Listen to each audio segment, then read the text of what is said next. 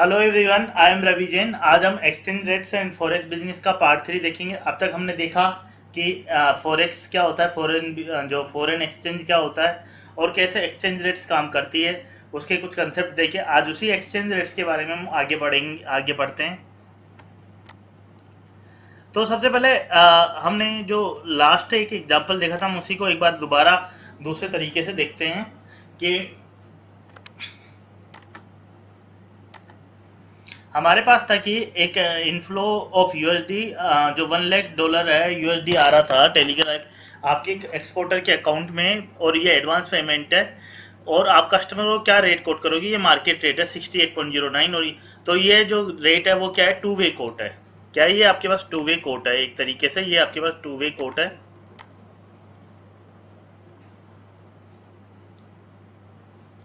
तो इसमें मैं आपको एक कंसेप्ट और समझाना चाह रहा था, तो इसलिए हमने ये एग्जांपल वापस लिया है टू वे कोट में। तो जो मान लो कि ये जो कोट है,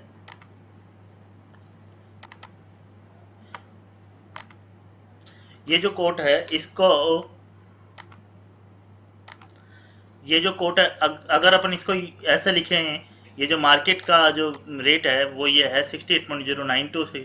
तो ये अगर अपन इसको लिखे डॉलर अपॉन रुपी बराबर 68.09 और 6011, ये टू वी को, इसको कई लोग ऐसे भी लिखते हैं रुपी पर डॉलर। पर अभी हम ये वाला नोटेशन यूज कर रहे हैं जो बुक में यूज किया हुआ है। आप जब भी आप क्वेश्चन दिखे आप उसके हिसाब से देख लीजिए और आप उस टाइप का मेथोडोलॉजी यूज कर लीजिए। अब इसमें ये जो हमने देखा था ये क्या था? अपना बिड रेट था जो लोअर वाला होता है, और ये क्या था आपका आस्क रेट। इसको अपन को बाय रेट भी बोल सकते हैं, इसको सेल रेट भी बोल सकते हैं। ठीक है। और ये जो डॉलर अपन रुपी है, इसमें अब यहाँ पर जो है बिड का मतलब होगा ये बाय रेट, और ये क्या होगा? Cell rate.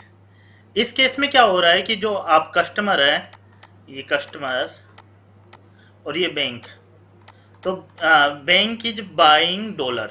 वो डॉलर आपसे क्या कर रहा है? बाय कर रहा है, और आपको क्या दे रहा है? उसके बदले में रुपी दे रहा है। तो वो क्या करेगा? कौन सी रेट यूज करेगा? बिड रेट यूज करेगा। अपन को इस तरीके से भी इस क्वेश्चन को अपन देख सकते हैं कि बैंक कौन सी रेट कोट करेगा आपको? 68.09, क्योंकि he is purchasing your dollar and in, उसके बदले में आपको वो क्या दे रहा है? रुपए दे रहा है। क्या दे रहा है? रुपए दे रहा है। तो रुपए दे रहा है, और डॉलर वो क्या कर रहा है? आपसे परचेज कर रहा है। डॉलर आपसे परचेज कर रहा है।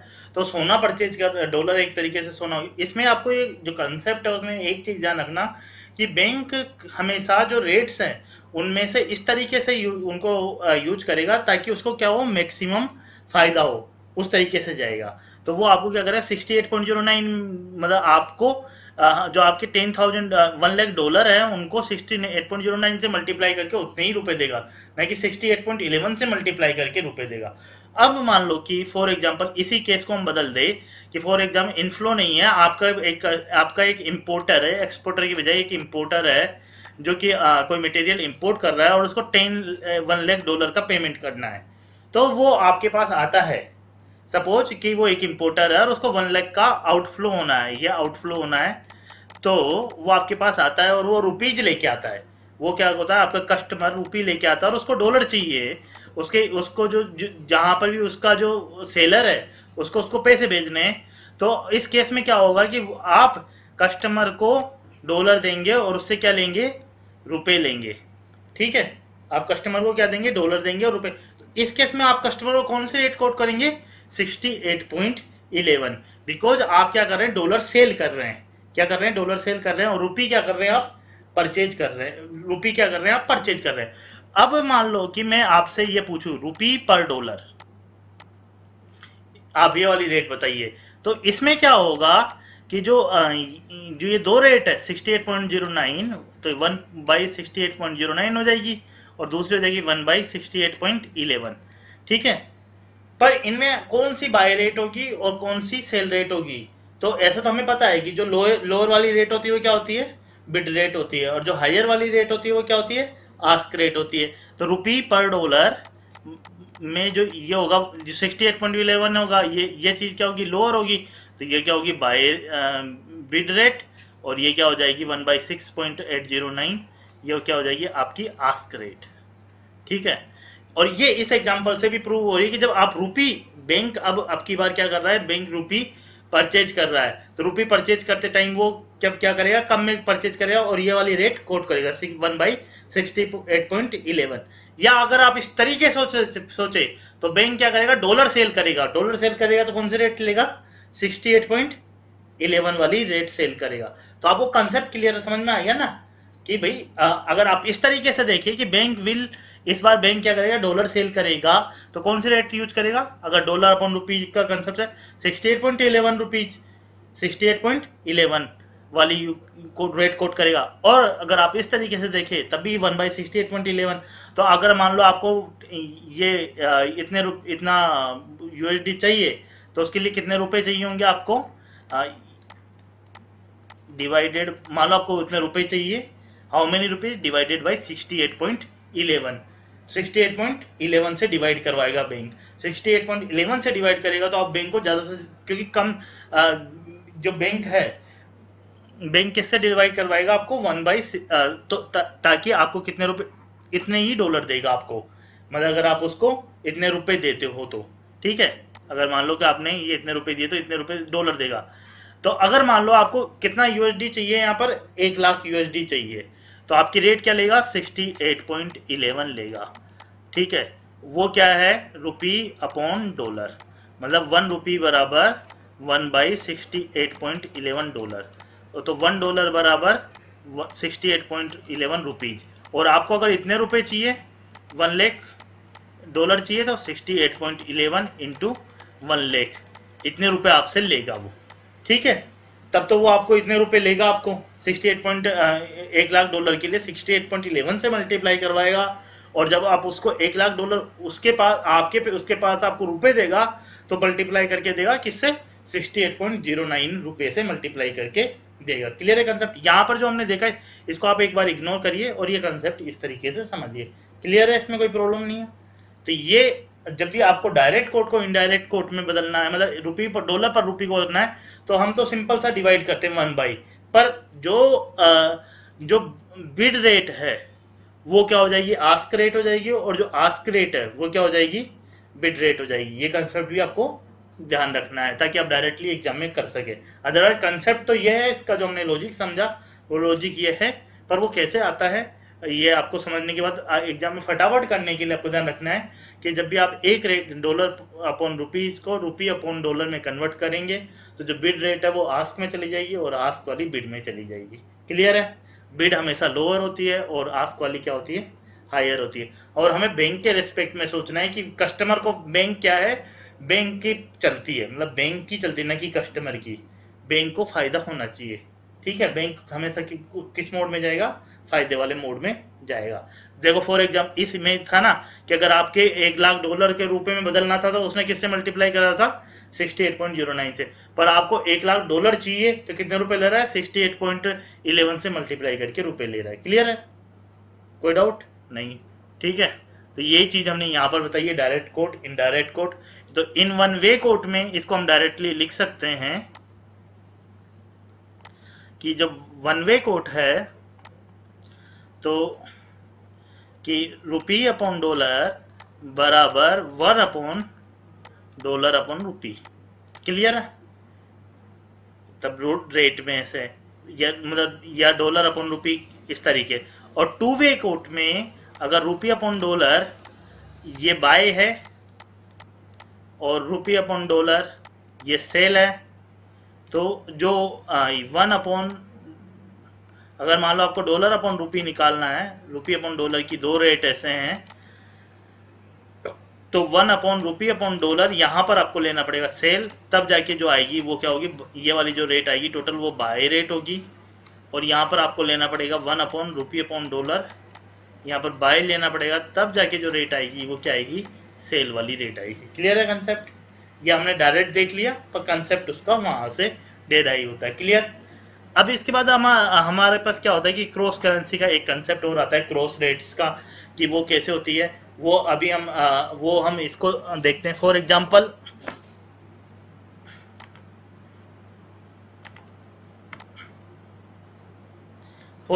आपको पहले आप देखते हैं वन वे कोट में, in one way quote cross currency का कंसेप्ट इन वन वे कोर्ट में देखते हैं, टू वे कोर्ट में बाद में देखेंगे, पहले क्रॉस करेंसी का वन वे कोर्ट में देखते हैं।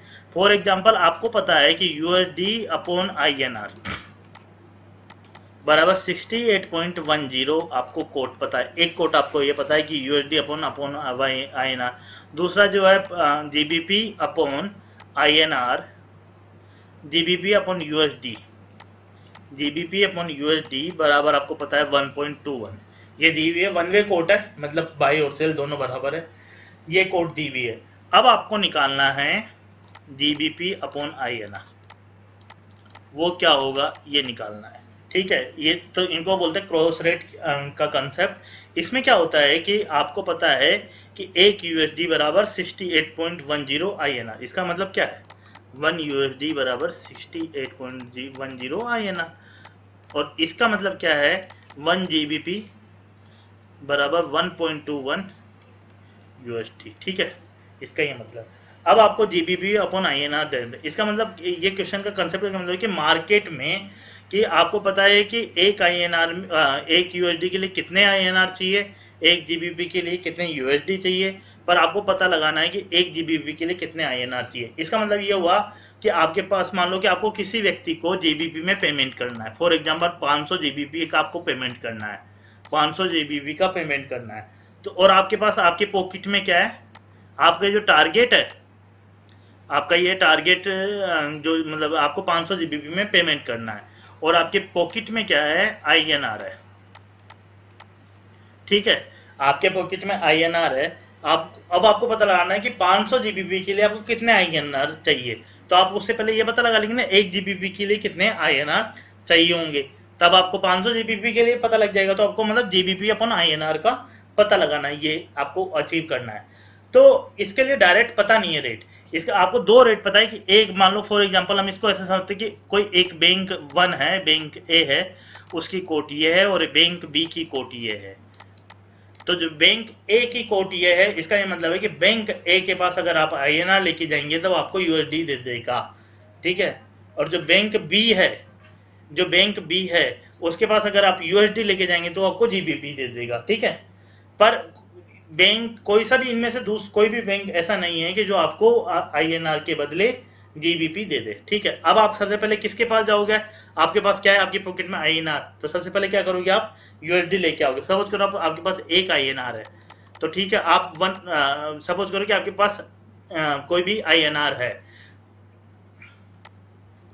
ठीक है, एक आईएनआर है, तो उसके उसके बदले में जब आपको यूएसडी पता लगाना है, ठीक है, मतलब सपोज करो कि आपके पास कितने भी आईएनआर है, तो आपको आईएनआर पता लगाने के लिए आप किसके पास जाओगे, फर्स्ट बैंक के पास जाओगे आईएनआर लेके, और उससे यूएसडी के लिए एक आईएनआर में कितने यूएसडी आएंगे, तो आपको यूएसडी कौन देगा, फर्स्ट वाला बैंक देगा, फर्स्ट वाला बैंक देगा। सपोज करो कि आपके पास एक्स नंबर ऑफ आईएनआर है, ठीक है, तो आप फर्स्ट बैंक के पास जाओगे तो आपके पास आपको यूएसडी दे देगा वो, और फिर उस यूएसडी को लेके आप किसके पास जाओगे, सेकंड बैंक के पास, तो वो आपको क्या देगा, उस यूएसडी के बदले में जीबीपी देगा। तो जब आपके पास मान लो एक्स आईएनआर है, तो उसके पास कितने यूएसडी आपके पास आ जाएगा, x INR divided by 68.10 USD, ठीक है, आ जाएगा। अब उसके बाद आप दूसरे बैंक बी के पास गए इतने यूएसडी लेके, तो उसमें कितने जीबीपी आएंगे, तो 1 जीबीपी बराबर 1.21 यूएसडी, ठीक है। तो 1 यूएसडी अगर आपके पास होगा तो 1 बाई 1.21 जीबीपी आ जाएगा। और इस चीज को अगर आप मान लो कि अपने पास इतने आईएनआर थे, एक्स आईएनआर से चले थे, इतने यूएसडी आ गए, अगर आपको इसमें जीबीपी में बदलना है तो इसका मतलब क्या होगा, 1.121 से और मल्टीप्लाई करना पड़ेगा, और इतना जीबीपी आपके पास आ जाएगा 1 आईएनआर बराबर, ठीक है। अब आपको जीबीपी अपॉन आईएनआर निकालना है, तो क्या हो जाएगा, जीबीपी अपॉन आईएनआर करने के लिए ये दोनों चीजें किधर चली जाएगी, 68.10 इंटू 1.21, ये दोनों चीजें क्या हो जाएगी, मल्टीप्लाई हो जाएगी। तो मतलब पहला जो बैंक है उससे आप आईएनआर को यूएसडी, आईएनआर को से यूएसडी ले लोगे, दूसरे बैंक से यूएसडी से आईएनआर जीबीपी ले लोगे। क्लियर है, कोई डाउट इनमें? तो ये जो रेट्स है इस तरीके से डेराइव हो गई कि आपने मान लो कि एक्स आईएनआर लेके चले, फॉर एग्जांपल एक्स या यूनिट आईएनआर लेके चले, तो उसको आपने यूएसडी में डिवाइड करना, 68.10 का डिवाइड करना पड़ेगा, फिर उस यूएसडी से आपको जीबीपी लेनी है तो 1.21 का डिवाइड करना पड़ेगा इस चीज़ को, तो आपने मल्टीप्लाई किया तो 1 INR बराबर इतने जीबीपी हो गए। तो ठीक है, तो 1 जीबीपी अपॉन INR रेट क्या हो गया 68.10 इंटू 1.21। अब ये कंसेप्ट हमने समझा, इसको आपको इस तरीके से इतना जब एग्जाम में कर रहे होंगे तो इतना सोचने की जरूरत नहीं, पहले बैंक ए के पास जाना, बैंक बी के पास जाना, उसके बजाय आप इसको सिंपली ऐसे भी कर सकते हैं, जो कि आपका चेन रूल के हिसाब से इसको चेन रूल बोल सकते हैं। जो हमने चेन क्रॉस रेट्स बोली, ये चेन रूल से काम करती है। वो क्या कर सकते हो आप,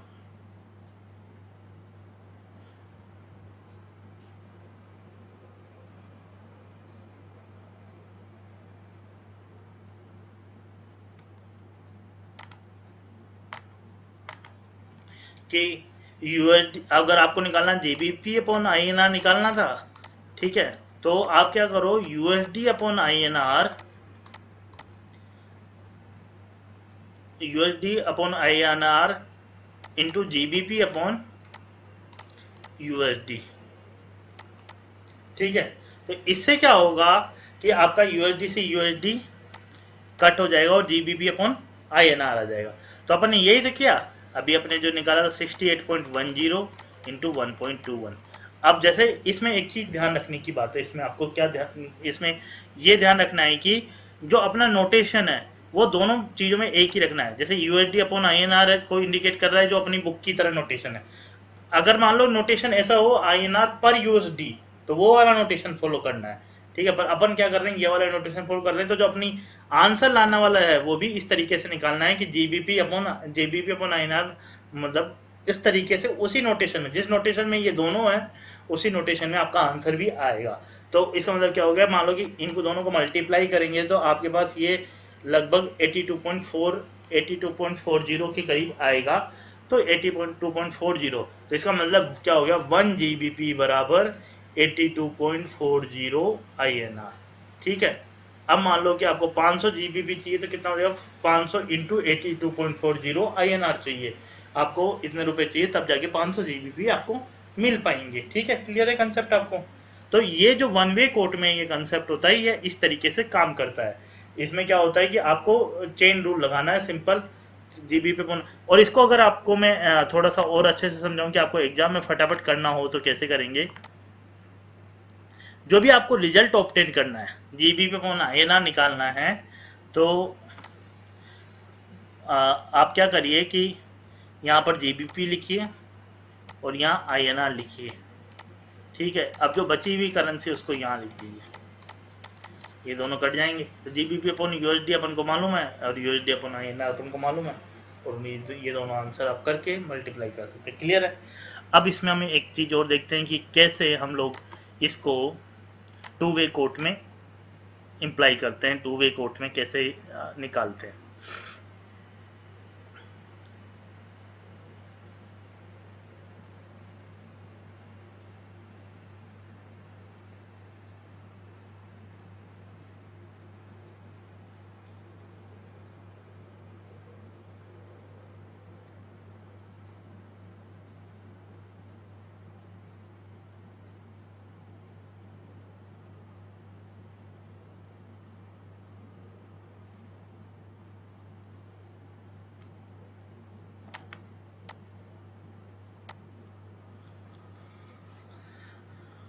सपोज करो कि आपके पास यूएसडी अपॉन INR दिया हुआ है 68.10 और आपके पास दिया हुआ है जीबीपी अपॉन यूएसडी। ये हम एक बुक का ही एग्जांपल ले रहे हैं, जीबी अपॉन यूएसडी बराबर दिया 1.210010। ठीक है, तो ये टू वे कोड दी हुई है इसमें, और यूएसडी अपॉन आर, और अपन को निकालना है जीबीपी अपॉन INR। ठीक है, तो अब इसमें एक चीज ध्यान रखना है कि जैसे 68 पॉइंट, तो इसका मतलब क्या है 68.10 68.11। ठीक है, और यहाँ पर आपको थोड़ा सा ध्यान देना है, इसका मतलब है कि जब भी ये लास्ट के 2 डिजिट छोड़ी है तो आपको यहाँ लास्ट के 2 डिजिट में ही 00 की 10 लगानी है, जो लास्ट की 2 डिजिट है उन्हीं में 10 फिट करना है। ऐसा नहीं है कि आप 1.21 और 1.1 कर दीजिए, 1.10 कर दीजिए। ठीक है, अब आप इसको यूएसडी अपॉन INR में देख के इसको आप ये बोल सकते हैं कि ये क्या है, ये बिड रेट है और ये क्या है, आस्क रेट है। ठीक है, और ये क्या है, ये बिड रेट है और ये क्या है, आस्क रेट है। ठीक है, अब आप ये बिड रेट है, ये बिड रेट है, ये आस्क रेट है, बिड। अब अपन को जीबीपी अपॉन आईएनआर निकालना है। तो इसमें सबसे पहले मैं आपको क्या करता हूँ, एक डायरेक्ट शॉर्टकट बता देता हूँ, फिर उसका लॉजिक कैसे है वो बताना है। जीबीपी अपॉन आईएनआर का शॉर्टकट बता देता हूँ पहले कि भाई ये निकालना है। अब मान लो आपको बिड रेट ही निकालनी है, जीबीपी अपॉन आईएनआर की दो रेट निकालनी पड़ेगी ना इन दोनों की। तो बिड रेट के लिए आप क्या करो, बिड रेट को बिड रेट से जीबीपी अपॉन आईएनआर बराबर क्या होगा, ये तो अपन को पता है कि जीबीपी यहाँ लिखना है ना, और यहाँ पर आईएनआर लिखना है। तो यहाँ पर क्या लिखना है, यूएसडी, और यहाँ पर भी यूएसडी। पर शॉर्ट ट्रिक क्या बोलती है कि बिड रेट निकालनी है तो बिड रेट को बिड रेट से मल्टीप्लाई करना है, और आस्क रेट निकालनी है तो क्या करना है, आस्क रेट को आस्क रेट से मल्टीप्लाई करना है। तो जीबीपी अपॉन आईएनआर, ठीक है, और ये जो बिड रेट है इसको बिड से, और GBP upon USD, GBP upon USD, और यूएसडी अपॉन आईएनआर बिड से बिड। तो जीबीपी अपॉन यूएसडी जो हमारे पास है उसकी बिड रेट क्या है 1.21, और ये क्या है 68.10, जो हमने पिछले एग्जांपल में भी देखी बिड रेट को लेके। तो ये आपका आंसर आ जाएगा 82.40। ये क्या आएगी, बिड रेट वाली आएगी। अब मान लो आपको GBP upon INR ask rate निकालनी है, तो आप क्या करोगे, जीबीपी अपॉन यूएसडी आस्क लेंगे, ठीक है, और ये जो यूएसडी अपॉन आईएनआर है ये भी क्या लेंगे, आस्क रेट लेंगे। आस्क का मतलब सेल रेट लेंगे। तो ये आस्क रेट क्या है 68.11, और ये क्या होगा 1.2110, 1.2110, ठीक है। तो आप इनको मल्टीप्लाई करेंगे तो ये भी, ये लगभग जो आपके पास आएगा 82.48 के आसपास आएगा, 82.48 के आसपास आएगा। तो ये क्या हो जाएगी, आपके पास आस्क रेट हो जाएगी। तो जीबीपी अपॉन आईएनआर जो होगी वो क्या हो जाएगी 82.40 और 82.48, ठीक है। इसमें क्या होगा कि जो बिड को बिड से मल्टीप्लाई करना है जब भी आप ये क्रॉस चेन वाला रूल लगाएंगे, और आस्क को आस्क, ये क्यों मल्टीप्लाई करना है इसको हम अगले चैप्टर में अगले जो पार्ट है उसमें देखेंगे। Thank you very much.